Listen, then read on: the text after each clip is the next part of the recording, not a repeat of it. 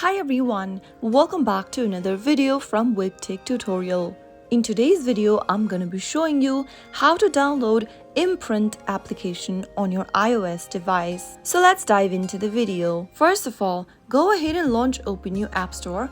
Also make sure that your device is connected to a stable internet. In the search box inside your App Store, type in Imprint and search. Look for this application that says Imprint Learn Visually from Polywise Inc. Tap on the Get button to begin downloading the app and wait for it to download and install. After confirming your identity, the application now will begin downloading. Imprint is a popular mobile application focused on visual learning. It provides visually engaging content to various topics like psychology, philosophy, history, finance, leadership, and more. Wait for the application to download and install. And once it's done, tap on Open to open the app. So that's how you can easily download Imprint application on your iPhone within a few minutes. If the video was helpful to you, go ahead and give us a thumbs up. Also, don't forget to subscribe to the channel and hit the bell icon so that